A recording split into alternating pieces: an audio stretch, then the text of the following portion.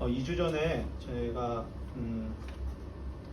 택하신 족속이라는 그 주제를 가지고 함께 설교를 나눴습니다.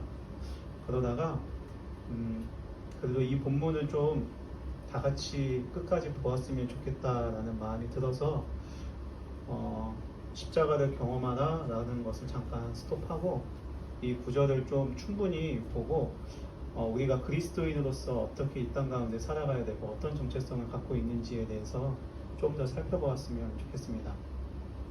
2주 전이어서 좀 기억이 나실지 모르겠는데 택하신 족속이다 라고 하는 것은 그냥 편하게 말씀을 드리면 하나님께서 우리를 택하신 자녀다 라는 것으로 볼 수가 있습니다.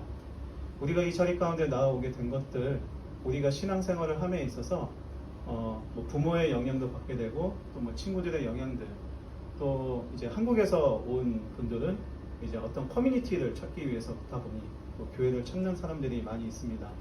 하지만 어떠한 방법이든 간에 하나님의 계획은 완전하시기 때문에 그 부르심은 사실 하나님으로부터 시작이 되었다라는 게 우리가 기억해야만 한다는 것이죠. 그래서 우리가 어떠한 상황이든 어떠한 환경이든 간에 이 자리에 나와 신자가 되고 예배를 드리며 하나님을 소망하게 되었다는 것은 사실 우리의 의지와 우리의 뜻이 아니라 하나님께서 창조 전부터 우리를 향한 계획이었고 우리를 이 자리에 인도하셨다라는 것을 우리가 보게 되었습니다. 그런데 여기서 끝나는 것이 아니라 불러주신 것에서 끝나는 것이 아니라 자녀로서 하나님의 자녀로서 하나님이 우리의 아버지가 될 수 있는 그 관계까지도 더 불러주셨다는 것이죠. 그냥 밖에 나가서 우리가 전도할 때 교회 나오십시오 라고 하는 그러한 선포가 아니라 자녀로 부르셨다라고 하는 것을 우리가 기억해야만 한다는 것이죠. 그렇기 때문에 그리스도인은 누구인가 라고 첫 번째는 무엇이냐면 하나님의 부르심을 받은 자녀다라는 것으로 2주 전에 함께 말씀을 나눴습니다. 그러면 오늘은 왕같은 제사장이다 라는 것으로 함께 말씀을 나누려고 하는데요. 이 왕같은 제사장이들이다 라고 하는 의미는요, 어떤 역할을 담고 있어요. 무언가를 해야 되는 존재라는 것을 설명하고 있다는 거죠. 택하신 족속이다라고 하는 이야기는 정체성에 대해서 설명을 하고 있다면 왕같은 제사장들이다 라고 하는 것은 이 땅에서 우리가 무엇을 해야만 하는 존재인지에 대한 역할을 설명하고 있다는 것입니다. 그래서 오늘은 어떠한 역할을 하는 것이 그리스도인의 정체성이고 왕같은 제사장들이라는 것을 우리가 함께 말씀을 통해 보도록 하겠습니다. 제사장은요, 아는 것처럼 제사를 드리는 사람을 제사장이라고 합니다. 구약시대에는 제사라는 것이 있었죠. 그때 당시에는 죄를 회개하기 위해서 양과 가축들을 가지고 제사장에게 나아가야 했고, 제사장은 그 가지고 오는 가축을 그 죄인의 죄를 가축에게 안수함으로 그 가축을 대신 죽이고 온전히 태워서 그 죄값을 사해주는 역할, 그것이 제사장의 역할이었다는 것입니다. 그렇기 때문에 예수님도 히브리서에서는 대제사장이다 라고 설명을 하고 있는 거예요. 그 큰 제사장이다라고 하는 의미가 아니라 완벽하신 분이다. 죄를 가지고 나오는 죄인들을 향해서 그들의 죄값을 완전하게 용서해 주시고 그 또한 예수님께서 직접 제물이 되어 주심으로 말미암아 온전히 하나님께 나아갈 수 있는 그 통로를 열어주셨기 때문에 완전한 제사장, 즉 대제사장이라고 하는 거죠. 하지만 구약시대의 제사장은요, 이러한 완벽한 사람이 아니었습니다. 인간이었기 때문이기도 하고 그 또한 죄인이었기 때문이기도 하고, 또한 제사장들이 제사를 지내다가 하나님의 언약궤 가운데 들어가다가도 죽을 때가 있었다는 것을 볼 수 있다면 완벽한 제사장의 역할을 감당할 수 있는 존재가 아니었다는 것을 볼 수가 있다는 것이죠. 하지만 기억해야 할 것은 제사장은요, 하나님 앞에 나아가려고 하는 그 죄인들을 이끌고 그들의 죄를 하나님 앞에 용서하고 또한 그들이 하나님께 나아갈 수 있게끔 도와주는 자, 섬기는 자, 그가 바로 제사장이었다라는 것입니다. 하지만 이 제사장의 역할을 지금 성경에서 우리들에게 요구하고 있는 것이고요. 너희가 지금 이 신약시대, 지금 이 시대 가운데 살아갈 때에 해야 되는 역할, 즉 그리스도인의 역할은 제사장의 역할이라는 것을 말을 하고 있다는 것이죠. 그렇다면 성경은 우리가 왕 같은 제사장이라고 하는데 무슨 의미를 갖고 있는 것일까요? 먼저 출애굽기 19장 6절을 함께 살펴보았으면 좋겠습니다. 출애굽기 19장 6절입니다.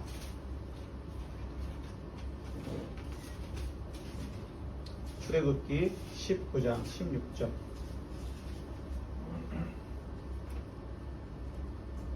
(19장 6절입니다)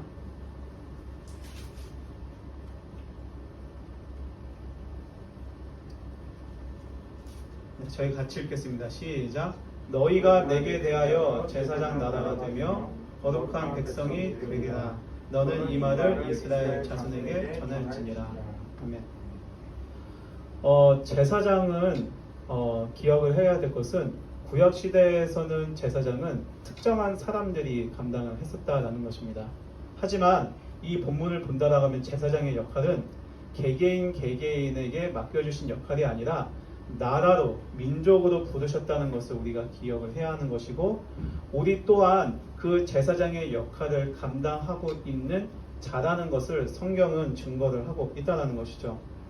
즉 이스라엘을 부르신 것처럼 그 가운데 어떠한 특별한 지파를 부르시고 그들에게 제사장의 직분을 맡겨주셨기 때문에 그들만이 이 제사장의 역할, 하나님을 섬기는데 죄인들과 하나님의 그 중간의 다리를 역할을 하는 그런 섬김이 그들에게만 있는 것뿐만이 아니라 지금 살아가고 있는 우리들에게도 동일하게, 아니 구약 시대에서부터 하나님께서는 말씀을 하셨다는 것을 볼 수 있다는 것이죠. 즉 제사장은요 직업이라는 것이 아닙니다. 그냥 섬김을 해야 하는 그런 직업이 아니라 모든 사람이 제사장의 역할을 감당할 수 있는 그리스도인의 정체성, 하나님의 자녀의 정체성이라는 것을 성경은 구약 시대, 즉 출애굽기 때부터 지금까지 설명하고 있는 거예요. 그렇기 때문에 제사장은요 모든 사람들이 해야만 하는 역할이고 또한 어떻게 보면 감당해야 할 그리스도인의 사명이라는 것을 우리가 볼 수 있다는 것입니다. 그렇다면 제사장은 어떠한 역할을 우리가 감당해야만 하는 것일까요?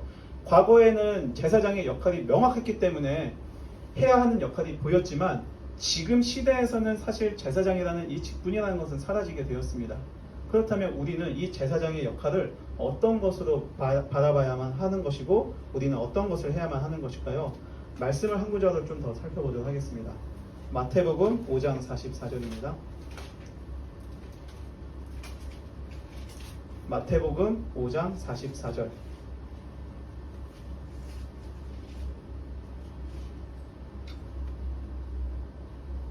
마태복음 5장 44절 읽겠습니다. 시작.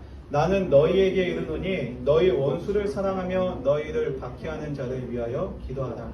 제가 한 번 더 읽겠습니다. 나는 너희에게 이르노니 너희 원수를 사랑하며 너희를 박해하는 자를 위하여 기도하라. 제사장의 역할은 죄인들의 죄를 용서해주는 역할이 아니라 그 죄를 대신해서 하나님께 나아갈 수 있도록 옆에서 돕는 자라는 것이죠. 그것은 무엇이냐면 우리가 마태복음에 있는 말씀처럼 죄인들을 향해서 그리스도의 사랑을 베풀고 그들을 용납하며 그들이 하나님께 나아갈 수 있는 역할을 하는 것이 제사장의 역할이라는 것입니다. 우리는요, 우리가 그들의 죄를 용서할 수가 없습니다. 왜냐하면 우리는 대제사장이 아니기 때문인 것이죠. 완벽한 제사장의 역할, 제문의 역할까지 저희는 감당할 수가 없는 것이죠. 하지만 지금은 대제사장이신 예수 그리스도께서 인류의 모든 죄를 지시고 돌아가셨기 때문에 우리는 그들의 죄를 대신 우리가 책임을 지고 우리가 대신 죽고 우리가 희생하는 그런 것이 아니라 그들이 하나님께 나아갈 수 있도록 돕는 역할을 하는 것이 바로 제사장이라는 것이죠. 마태복음 5장의 44절에 있는 말씀과 같이 원수를 사랑하고 또한 그들을 용납하며 또한 그들을 위해서 지속적으로 기도하면서 섬기는 것, 그것이 바로 제사장의 역할이라는 것입니다. 그렇기 때문에 성도는요, 영혼을 섬기는 자리로 나아갈 수밖에 없게 된다는 거예요. 처음에는 교회를 섬기게 될 때 행정팀 아니면 안내, 주보를 만드는 것, 그런 어떤 행정적으로 일을 하기 시작을 했다라면 그리스도인은요, 하나님을 만나면 만나고 거듭나면 거듭날수록 그 영혼의 사랑과 중요성을 더욱더 깊이 깨닫고 하나님께서 그에게 영혼을 향한 마음을 깊이 주시기 때문에 영혼을 사랑하려고 하는 마음을 더욱더 품게 된다는 것입니다. 왜냐하면 우리를 이러한 제사장으로 부르셨기 때문에 하나님을 알지 못하는 자들이 하나님을 만나고 그 앞에 나아갈 수 있도록 돕는 역할을 우리들에게 꿈과 비전을 지속적으로 부어주시는 분이 하나님이기 때문에 우리는 제사장의 역할이 우리의 비전이 되어져야만 한다는 것입니다. 즉 하나님과 죄인들의 관계를 회복시키는 데 있어서 중재자, 비록 우리가 그들의 죄를 온전하게 용서시킬 수는 없지만 우리가 그들의 죄들을 깨끗하게 고쳐줄 수는 없는 존재이지만 하지만 제사장의 역할, 하나님께 나아갈 수 있는 그 중개자의 역할이 바로 우리의 사명이라는 것이죠. 하나님께서는 우리를 그리스도인으로서 선택하시고 또한 자녀로 부르셨는데 그래 너 나를 사랑하지 나도 너를 사랑한다 라고 하면서 둘이서 사랑하고 좋아하고 끝나는 것이 아니라 그 사랑이 이 땅 가운데 만연하게 퍼져나갈 수 있도록 그러한 비전을 성도들에게 하나님께서는 그리스도인들에게 부어주신다라는 것입니다. 그리고 또한 그리스도인은 세상의 악함을 바라보면서 주님을 알지 못하는 자들을 바라보면서 슬퍼하고 그 영혼들을 위해서 기도하며 더 나아가서는 전도하게 된다는 것이죠. 그 은혜를 받은 사람들이 전도를 하게 되는 것이고 선교를 하게 되는 것이고 또한 복음을 증거하며 살아가는 삶이 바로 예수 그리스도를 깊이 경험하게 되었다라는 증거라는 것을 우리는 볼 수 있다는 것입니다. 우리는 맞아요. 복음을 증거하고 죄인들을 하나님께로 돕는 역할을 하는 것이 우리입니다. 하지만 이 역할은요, 단지 교회에서만 하는 역할은 아니라고 볼 수도 있는 것이죠. 이 교회에서 새 가족이 오고 하나님을 알지 못하던가 아니면 믿음에서 미끄러졌으면 우리가 옆에서 돕고 기도하고 섬기는 것, 네, 맞습니다. 하지만 우리의 이 역할은요, 단지 교회 내에서만 행하는 것이 아니라 우리 존재 자체의 사명이고 소명이기 때문에 우리가 살아가는 삶의 전 영역에서 이러한 자로서 이러한 제사장의 역할을 감당하면서 살아가는 자라는 것입니다. 그것이 회사가 될 수도 있는 것이고요. 그것이 학교가 될 수도 있는 것이고요. 그것이 가정이 될 수도 있는 것이고 우리가 어떠한 곳에서 있든지 어디로 나아가든지 우리의 정체성은 씻어지지 않을 수 있는 각인되어져 있는 것이 바로 제사장이다라고 하는 것이죠. 복음을 증거해야 하는 존재이고 복음으로 가지고 살아가는 존재이며 주님을 알지 못하는 자들에게 이 복음을 전하면서 생명을 선물해 주는 자, 하나님께로 나아가게 하는 자, 그것이 바로 제사장, 그리스도인의 역할이라는 것입니다. 그렇기 때문에 우리가 아는 것처럼 많이 들은 것처럼 우리의 삶은요, 복음의 삶으로 살아가야 되는 것이죠. 그것이 비록 힘들다는 것을 우리가 알고 있음에도 불구하고 복음으로 살아가야만 한다는 것이죠. 우리의 삶의 향기가 그리스도의 향기가 나타나야만 한다는 것입니다. 그것이 의지적으로 할지라도 그것을 우리가 하기 힘들지라도 우리의 존재가 우리 완전히 우리의 영혼 가운데 기록이 되어 있다는 것이죠. 그것은 바로 제사장이고 하나님께서 우리들에게 주신 꿈과 비전이라는 것입니다. 하지만 더 중요한 것이 한 가지가 있습니다. 그것은 바로 왕같은 제사장이라는 것이죠. 우리가 제사장의 역할을 감당하는 것에 있어서 한 번쯤은 해보셨을 거예요.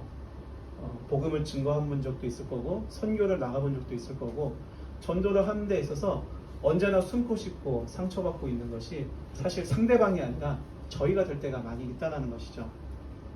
하지만 기억해야 할 것은 제사장이긴 제사장인데 그냥 우리가 단지 하나님의 도구의 역할로 감당하는 그러한 존재가 아니라 왕과 같은 제사장이라고 하나님께서는 부르셨다는 것입니다. 왕과 같은 제사장, 그냥 제사장의 일만을 하는 자가 아니라 왕과 같은 그러한 존재로서 하나님께서 우리를 세우시고 부르셨다라는 것이죠. 그러면 왕과 같은 제사장이라는 의미는 무엇일까요? 왕은 하나님밖에 없습니다. 예수님밖에 없습니다. 그렇기 때문에 왕 같다라고 하는 것은 왕과 동일하다라고 설명하는 것이 아니라 왕의 능력을 힘입어서 그 역할을 감당하는 제사장이다라는 것을 의미를 하고 있다는 것입니다. 복음을 전하는 것이 두렵고 상처받을지라도 하나님께서 그 작은 믿음을 통해서 일하신다는 것이죠. 그리고 감당할 수 없는 우리들에게 능력을 부어주시고 또한 그 전도를 통해서 하나님이 일하시는 것들을 보게 하여 주신다는 것이죠. 언제나 하나님은요, 강한 자 그리고 높은 사람을 쓰시는 것이 아니라 너무나도 연약하고 죄인 같은 우리들을 택하시고 사용하십니다. 왜냐하면 이 일의 시작이 인간에게서 시작된 것이 아니라 한 사람의 의지와 뜻으로 시작된 것이 아니라 하나님의 계획과 하나님의 능력 가운데 시작됐다라는 것들을 많은 사람들에게 보여주시기 위해서 하나님은 약한 자를 들어 사용하신다는 것이죠. 그래서 저희들이 만약에 이 작은 믿음을 가지고 복음을 증거하며 살아가기를 소망하고 순종한다면 기적과 같은 일들이 벌어지게 된다는 것입니다. 정말로 경험할 수 없는 일들이 일어나게 된다는 것이죠. 선교단체에서 나타나고 있는 많은 간증들이 우리의 삶의 간증이 되게 되는 것이고, 또한 내가 저 영혼을 위해서 기도했을 때 그 영혼이 변하는, 정말로 그것들을 통해 하나님이 살아계시구나, 하나님이 지금도 나의 기도를 들어주시는 분이구나 라고 하는 개인적인 간증뿐만이 아니라 하나님의 살아계심을, 하나님의 현현을 우리는 경험할 수 있게 된다는 것이죠. 그렇기 때문에 우리의 신앙이 성숙하기 위해서라면요, 그냥 교회에 나와 예배 드리는 것에서 끝나는 것이 아니라 복음으로 살아가야 되는 것입니다. 복음으로 살아가게 될 때에 비록 그 안에서 부끄러움도 느낄 수도 있고, 또한 부족한 우리의 연약한 모습을 보게 될 때도 있지만, 복음으로 살아가려고 할 때에 그 안에서 하나님께서는 역사하시고 은혜를 베푸시며 우리와 동행하시고 함께 하시는 분이 바로 능력의 하나님이라는 것을 보여주신다는 것이죠. 그렇기 때문에 우리가 왕같은 제사장으로 부르셨다는 것을 기억했으면 좋겠습니다. 우리가 단지 그냥 복음을 전하는 전도자의 삶이 아니라 왕과 같은 제사장으로 우리를 부르셨기 때문에 우리가 복음으로서 살아가게 될 때에 하나님의 온전한 제사장의 역할을 감당하면서 그리스도를 증거하며 살아가게 될 때에 하나님의 그 능력이 우리들에게 나타나게 되고 하나님의 일하심을 우리는 깊이 경험하게 되며 하나님을 동행하는 그 은혜를 누리게 된다는 것이죠. 이러한 말씀의 순종함을 통해 우리의 신앙은 성장하게 되는 것입니다. 아무리 교회를 오랫동안 다닌다고, 아니면 아무리 많은 설교를 들었다 할지라도 우리가 그 말씀 앞에서 살아내려고 하는 노력이 없다라고 한다면, 복음을 증거하는 삶을 우리가 살아내지 않는다면 우리의 신앙은 절대로 성숙할 수가 없습니다. 왜냐하면 하나님이 살아계시고 하나님이 나의 기도를 들으시며 그 위대하신 하나님이 정말로 일하시는 분이라는 것을 알지 못하는데 어떻게 그 신앙이 성숙할 수 있겠습니까? 신앙이라는 것은요, 하나님을 경험해야 되는 것으로 연결될 수밖에 없다는 것이죠. 우리가 연애를 하게 되고 한 사람을 사랑하게 될 때에 그 사람이 사랑하게 되는 그 깊이가 더욱더 커져가는 것은 그 사람을 알아가게 되고 그 사람을 깊이 경험하게 되고 그 사람의 인품과 그 사람의 생각과 그가 갖고 있는 모든 것들을 알아가게 될 때에 우리의 사랑이, 서로의 사랑이 깊어지게 되는 것처럼 우리도 또한 복음의 삶을 살아내지 않는다면 우리는 하나님을 알 수가 없다는 것입니다. 하지만 기억해야 할 것은 우리를 왕과 같은, 하나님께서 우리와 함께 하신다는 왕과 같은 제사장으로 부르셨다는 것을 우리가 꼭 기억했으면 좋겠습니다. 하나님은요, 사람을 통해서 일하시는 분입니다. 하나님은요, 그냥 홀로 나타나셔서 기적을 베푸시고 천둥을 치시며 또한 자연을 통해서 갑작스럽게 일하시는 분이 아니라 한 사람 한 사람을 통해서 일하시는 분이라는 것이죠. 그 모든 기록이 바로 사도행전의 기록이 된 것이고, 사람을 통해서 어떻게 일하시는지를 사도행전을 통해 하나님께서는 증명하셨다는 것이죠. 우리가 함께 좀 사도행전 말씀을 두 군데 찾았으면 좋겠습니다. 사도행전 4장 31절입니다. 사도행전 4장 31절.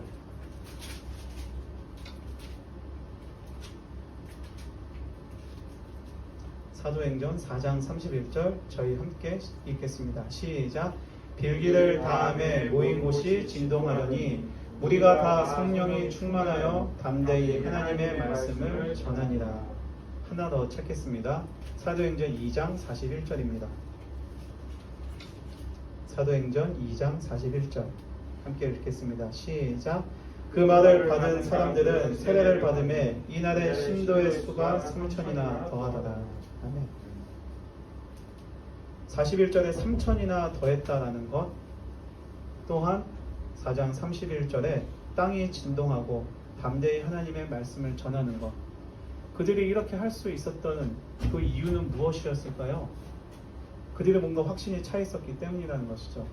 근데 그 확신이 왕같은 제사장으로 하나님께서 그들을 사용하셨고 은혜를 부으시고 하나님께서 그들과 함께 하셨기 때문이라는 것입니다. 3,000명이 세례를 받았던 이유는 무엇이었을까요?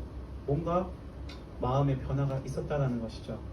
그들이 좋은 말을 전했기 때문에 그것이 가능했던 것이 아니라 하나님께서 그들이 전하는 그 복음에 성령 하나님께서 역사하시고 사람들 각 개인의 마음에 하나님께서 울림을 허락하여 주사 그들이 그 복음 가운데 회개하게끔 하시고 하나님의 자녀로 제자로 살아가기를 소망하는 그 마음을 3,000명에게 허락하셨기 때문에 나타났다는 것입니다.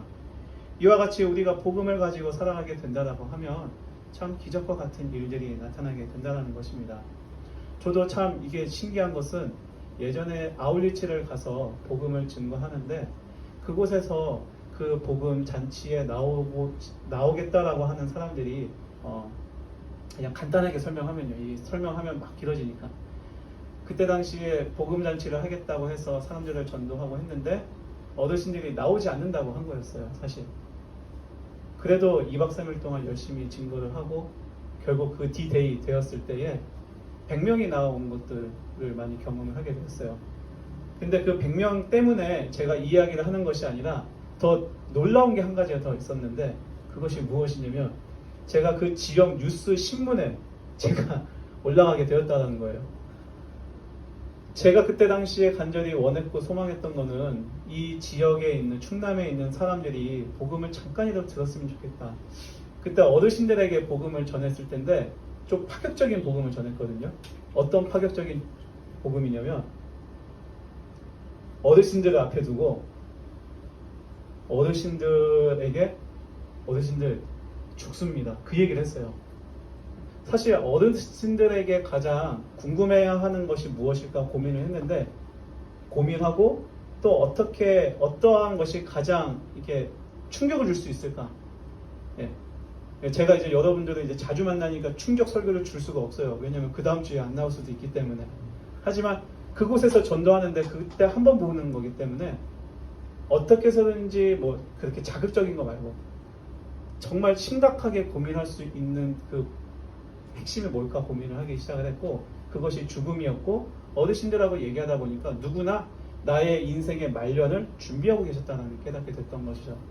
그래서 그때 당시에 설교가 죽음이었어요. 죽음. 그래서 우리는 죽는데 여러분 이 말년을 이 인생의 마지막을 잘 준비해야 되는 거 아닙니까? 그러면서 죽음에 대해서 설교를 하기 시작을 했고 죽음이 우리의 끝나는 것이 아니라 예수 그리스도의 심판이 그 가운데 있다라는 것을 강력하게 선포를 하게 되었다는 것입니다.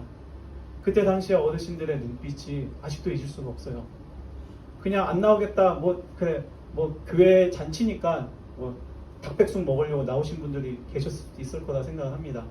하지만 그때 그 복음을 들었을 때 어르신들 눈빛 하나하나를 잊을 수가 없는 거예요. 어린아이들처럼 초롱초롱하게 하면서 또 PPT를 띄워가면서 어르신들 따라해보세요. 나는 하면서 즐겁게 복음을 증거하며 마지막에는 예수 그리스도만이 우리의 영생이 되십니다 라는 것을 말씀을 증거했다라는 것입니다. 그런데 더욱더 놀랐던 것은 그때 초대를 받지 않은 기자가 오신 거예요. 어떻게 누구 전에 들어서 어디 교회에 복음잔치가 있다라는 소문을 듣고 지역 신문을 쓰시는 그 기자가 오셔가지고 설교를 다 들으신 거예요. 종이에다 다 쓰시고 신문에 나와서 신문이 나왔어요. 네, 충남에 있는 신문에 제가 나오고 인터넷 뉴스에도 나왔어요. 네, 인터넷 뉴스 기록에도 나오고 해갖고 충남 괴산교회에 이러이러한 설교가 선포가 되었다. 그러면서 심지어 요약까지 되어 있어요. 설교가 요만한 아티클에 요약까지 되면서 그것들을 보면서 작은 하나님의 일하심이라고 볼 수도 있겠지만은 저는 개인적으로 하나님이 이 지역에 있는 어르신들을 너무나도 사랑하시고 구원의 그 길로 인도하신다는 것을 깊이 경험하게 되었다는 것입니다.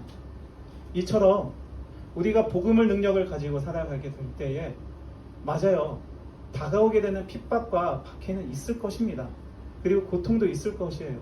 하지만 그것보다도 더 놀라운 것은 왕과 같은 제사장으로 우리를 부르셨기 때문에 우리를 그냥 거기에 버려두지 않으시고 우리를 통해서 사용하시면서 하나님의 놀라운 일들을 보여주시고 행하신다라는 것입니다.